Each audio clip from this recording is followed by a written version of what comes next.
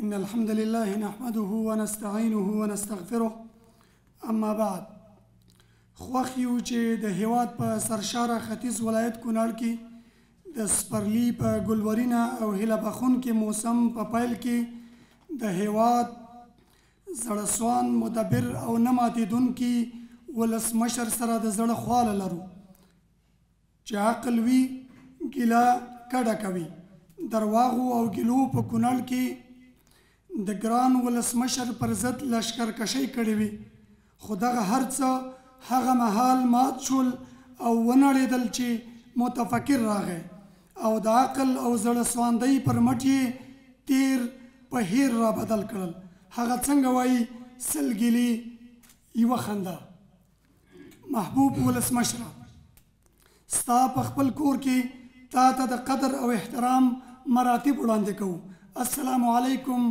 ورحمة الله وبرکاته مننه ولسمشره جلالت مآب ولسمشره موږ سره ستا د ښېګڼو او اتلولیو بې شمېره ملغلریز الفاظ او تارونه شته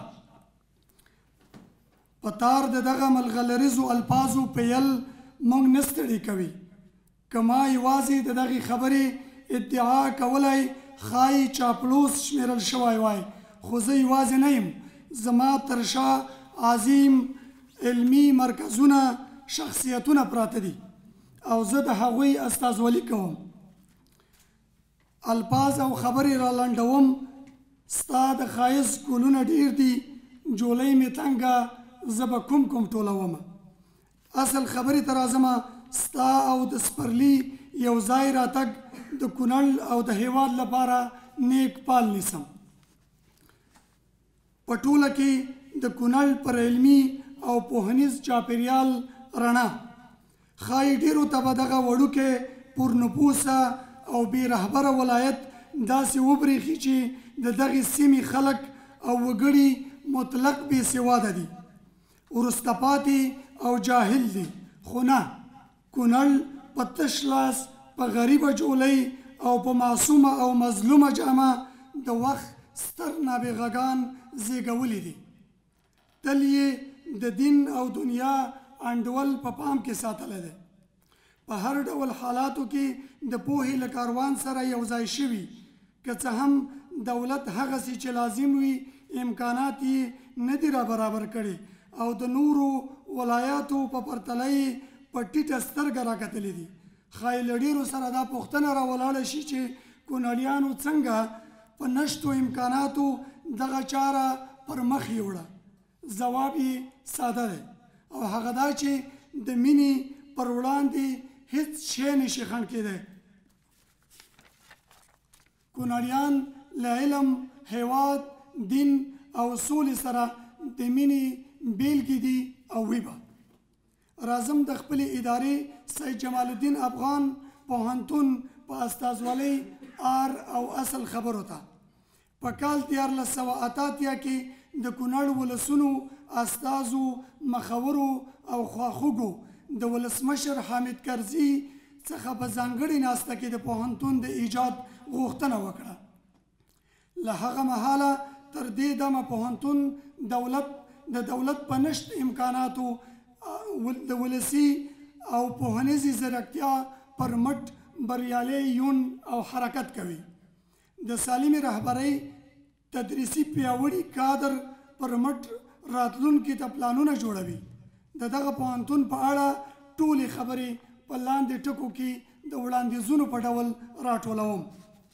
اول د دغه پوهنتون د نمونهیي کېدو لپاره دی یو هر اړخیز سمینار یا کانفرانس جوړ شي او په دغه برخه کې پوهنتون ډیر څه کولی شي خو یوازې د بودیجې او د دولت د قوي فرمان نشتون مو ځوروي دوهم د نابغه پوهنتون سره باید نور د مور میرې سلوک ونه شي د متفکر پوهنتون ستونزې یوازې هغه څوک درکولی شي چې ورته افکار پوهه او نړیوال شهرت ولري او د مسؤلیت پر ګدۍ ناست وي او دا ټول صفات ګران ولسمشره پر تا راټول دي عربي کې یوه مقوله ده چې وایي اهل مکه ادرا بشعابها د مکې خلک پر خپلو لارو کوڅو ګودرو او درو له بل هر چا ښه پوهیږي. ستر نابغه سید په ملتونه هیوادونه راویښول، افکار یې صادرول، خو نن د هغه پر نوم د هغه په ټاټوبي کې جوړ پوهنتون د کمې دولتي پاملرنې له کبله د هیواد بل ولایت ته هم افکار نشي صادرولی. نو غواړو چې ستاسې په ځانګړې پاملرنه د سید د افکارو د لیږد لپاره د سیمې په کچه په پوهنتون کې یو فکري مرکز چې په وسایلو او پرسونل سمبال وي جوړ شي، څو د څېړنو پایلې یې هیوادونو او ولایتونو ته صادرې شي. که دولت د سید پوهنتون د ټولو غوښتنو څخه بېوسه وي، نو وړاندیز کوو چې د هغو هیوادونو پښه په دغه لړۍ کې را داخله شي چې سید د خپل فکري مسیر تمځایونه ټاکلي وو، لکه هندوستان، ترکیه، مصر، ایران، فرانسه او داسې نور. او پوهنتون په دغه برخه کې له دولت سره ښه افکار او طرحې شریکولی شي. کونړ د لرګیو مالامال ولایت دی او دغه قدرتي او طبیعي سرچینې تل د جنجال مصدر ګرځېدلې دي.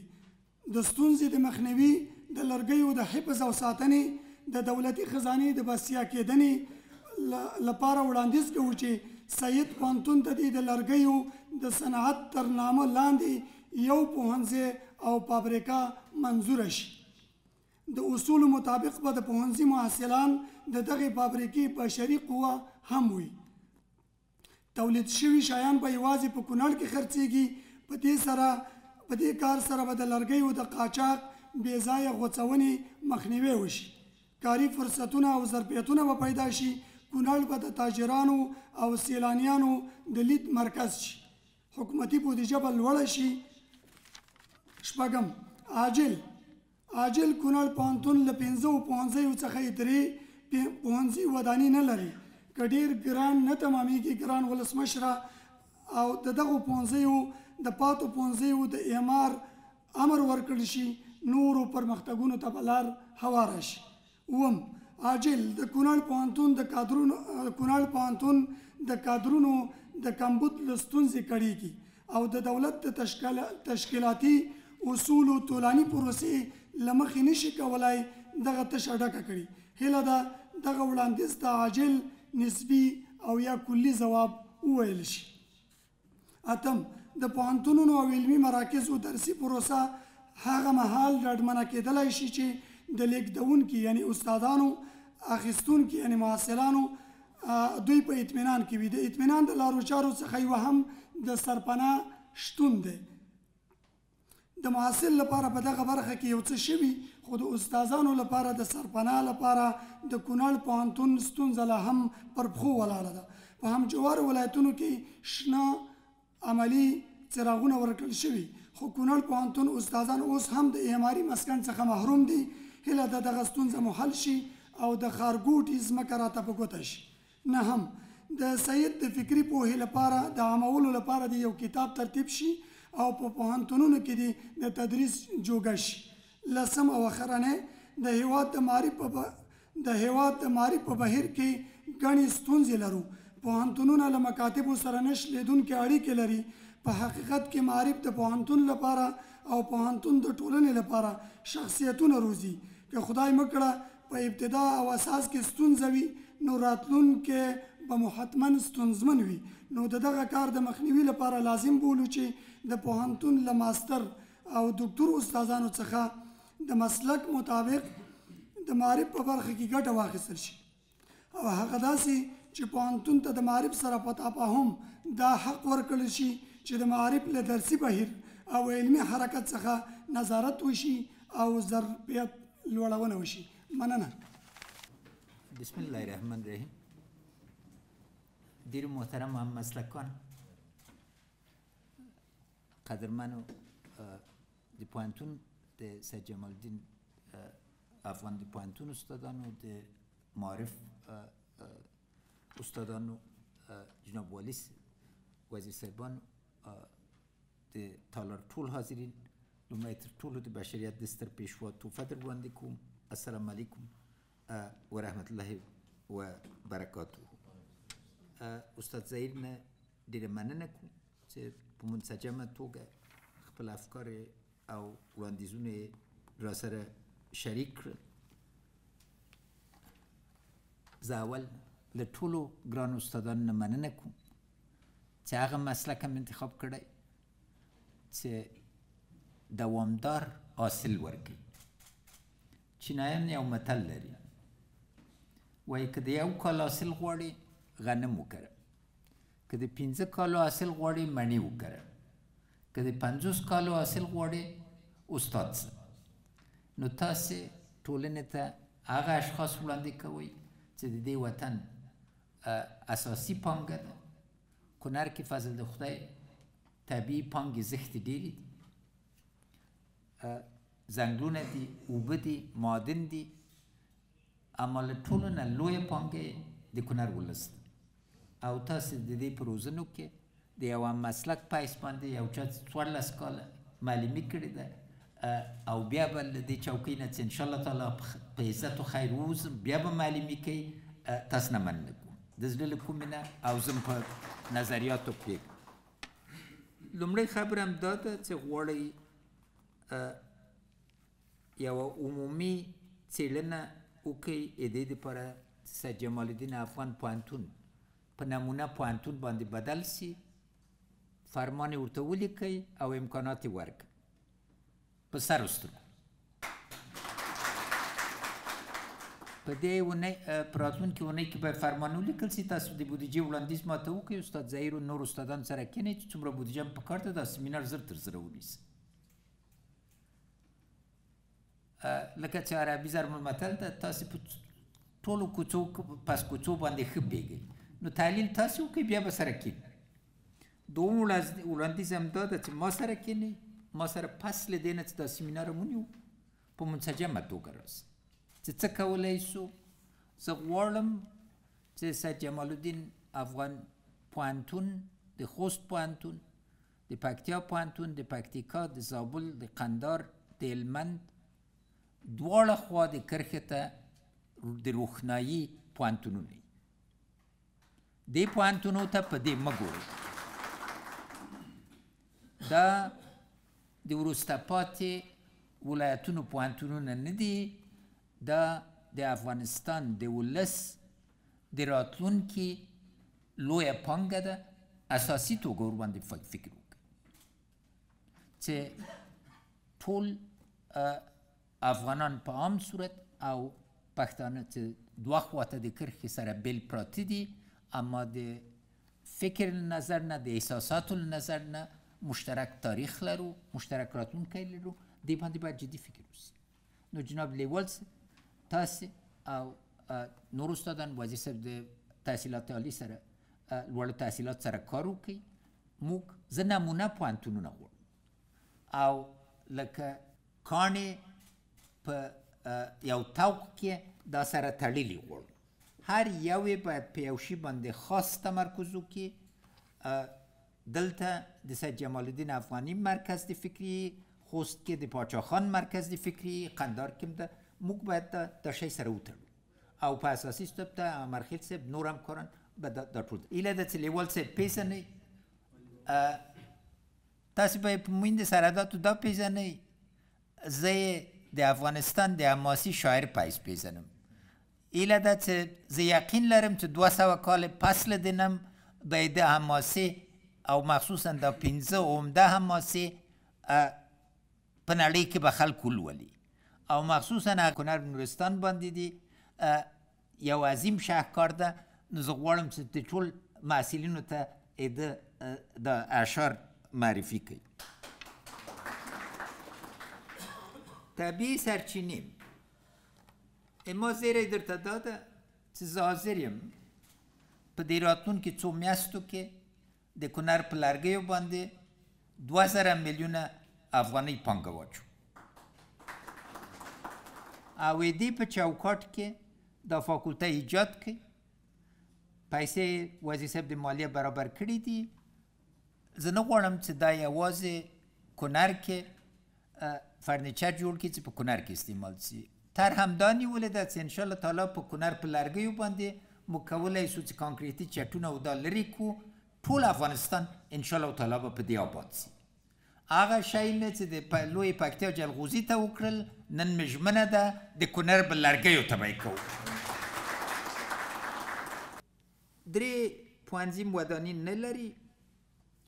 یو به د ولسمشري د بودیجې نه زه سږ کال عاجل توګه درته وکړم و عملیاتي واحد نه، نور به هغه ته وګورو چې د منځ د کال کې څه کېږي.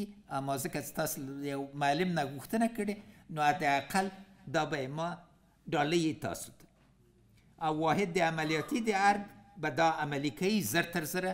لکه چې بل قسې نه خبر یو لوی تالار جوړیږي لکه سلام خانې غوندې، او په عین حال کې دا تالار به جمنیزیم وي. د 2000 نفرو گنجایش به لري، ټول به پکې انشاءالله تعالی جایږي. نن خښته کېښودله سوه، دې کې به انشاءالله وګورو. نو اولې 2 نورې باید زه پوه سم چې څومره تمامېږي. نو یو به راورد په کار ده والي صاحب. بله خبره هم وزیر صاحب تحصیلات عالي ته وړاندې کېږي، وزیر صاحب کادرونه وګوري او دلته لومړیتوب ورکړي. سربنا مسله دا جدي مسله ده، حق هم ده. نو پیکار صاحب سره وغږېږي جناب والي صاحب چې یو طرحې باندې راسي چې استادانو ته زمینه برابره سي. ما یې تاسې ورځې تېرې کړي دي. هغه وخت کې ما معاش 3.5 زره و. نو که د پلار کور مې نه وای په خدای که ورځ ګزاره کېدله. زه زړه نه راځم. انشاءالله تعالی موږ جنجال دا ده چې دا 14 کاله په مخکې لیدنه چې راغلم په درویزه تېر سوي وو، امکانات د مملکت نه وو برابر کړي. دا په موږ تړلي دي. عواید 90% ډېره سول، اما تر اوسه پورې یوازې 15% د عواید موږ ټولوو. که دا فساد لرې کړو، عواید منسجم کړو، انشاءالله تعالی ستاسو به غم به وخورو. مګر ترتیب د ځمکې حداقل باید برابر سي. پیکار صاحب سره وغږېږئ، دا استادان حق لري. د سید افکارو د خپرولو دپاره مو وویلې په سترګو هر اما سیمینار چې نیسئ یو بل سیمینار په سید جمال الدین باندې ونیسئ. او هلته ما وړاندیز دا ده درته، هغه مقاله چې شهید سید بهاءالدین مجروح ولیکله هغه بېسارې مقاله ده په سید جمال الدین افغاني باندې. هلته زه ډېر ځوان وم، ما یم یو مقاله په انګریزي لیکلې وه چې د ټول شرق شناسانو انتقاد و. نو ضرور ده چې سید وپېژنئ. د سید پېژندلو دپاره اما د آبل سید هم مه هېروئ. هم سید شمس الدین مجروح، هم سید بهاءالدین مجروح مخصوصا په 20مې پېړۍ په فکر کې به مسلط سړی ځانځاني ښامار غوندې ډېر کم اثر ده چې په دې منطقه کې راغلی. نو ضرور ده چې ځانځاني ښامار هم د کونړ په ټولو مکتبونو کې پوهنتونو کې دې کې ډېر ژور فکر ده. د مقاله په عبدالله انصاري باندې، په سید جمال الدین باندې د مقالې ټول سوي دي. نو ضرور ده چې خپاره سي. او لیوال صاحب ځکه چې د سلمې کلیزې د افغانستان د سلمې کلیزې دپاره موږ دا ټول آثار د پخواني 100 کالو چاپوو. نو که مجروح صاحب باندې فکر وسي او هر څه چې استادان وایي دې برخه کې وړاندیزونه ورنه واخلئ. که خاص وړاندیزونه د چاپولو دپاره لرئ، موږ د هرات د پوهنتون د شاګردانو او د استادانو مقالې په خواجه عبدالله انصار باندې نشر کړل. تاسو ته به هم زمینه په سید جمال الدین افغان باندې برابریږي. او آخري وړاندیز هم دا و چې له مجرب استادان وزیر صاحب معرف یکی از بهترین پیشنهاد است از یک تفاهمنامه واضح را همراه استادا بگیرین که نظارت اینا انجام بده.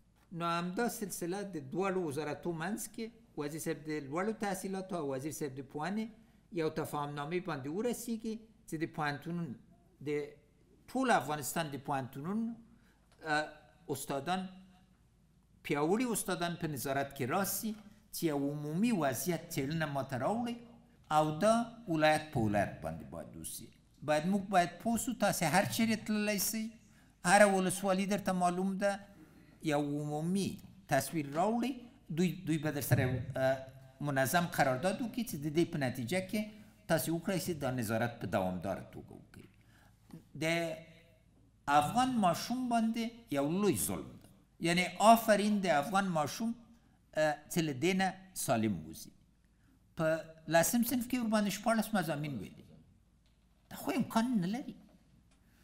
او 14 مضامینه د هغه لولي چې 10 کاله مخکې رواج و. دې برخې کې تاسو مرسته غواړم، د وړاندیز نه د زړه له کومې نه مننه کوم او د دې دپاره چې دا وسي دې ته د کنر ابتکار نوم کېدی چې په ټول افغانستان کې همدا یادونه وسي چې د کنر استادانو دا وړاندیز وکړو او ما په سر سترګو ومنه. خدای مو آباد لره، خدای مو وصال لره او ډېره مننه. په خیر اوسئ.